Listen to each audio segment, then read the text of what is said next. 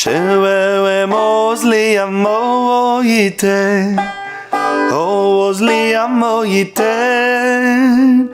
Shewe mosli amo yite, oh boy vayimaen. How do you like that rhyme right there?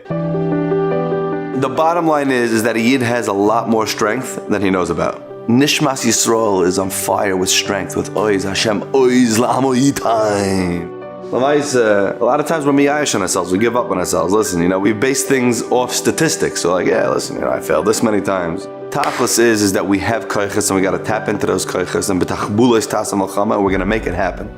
But I heard an amazing maisa that just reveals how much strength the Yid has. Amazing maisa. I was playing at a certain event, and at this event, a certain doctor got up to speak. And he said, I called my brother, and I said, what am I supposed to do? I'm a doctor in New York City, and the way people come in dressed is bad enough. And on top of that, very often, obviously, you have to work with men and women, and it's just not shaykh for me. There's no way that I could have Shmir Zinayim in my position. I'm just going to have to live and suffer through this taiva my whole life.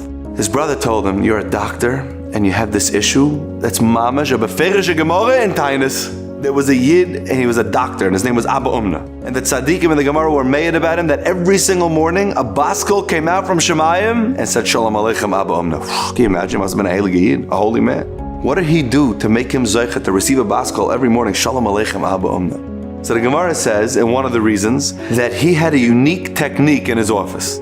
If he ever had to work or operate on a woman, he had a special gown that the gown could open up in different areas, and only the area that he had to operate on was the part that he opened. So he would always protect his eyes from ever having to look at things he shouldn't look at. Can you imagine if a Yid holds back? The Eibusha says, Shalom Aleichem Reb Yid. Geval. So this doctor, he heard the Gemara and he's like, wow, that's literally my story. Maybe I should do that. And he looked online and he ordered a bunch of gowns. And at first he was hesitant. Should I order the gown? Should I not order the gowns? Is it weird? I'm going to be the only doctor in his practice that does this. Is it strange? It's going to be a big cost. He looked up all the details. It's going to be a nice expense on the company. But Lamaisa, he decided to have a Cyrus. This is what Hashem wants. He's ordering the gowns. He clicks buy and then he opens up his email to check that he got a receipt for what he's ordered.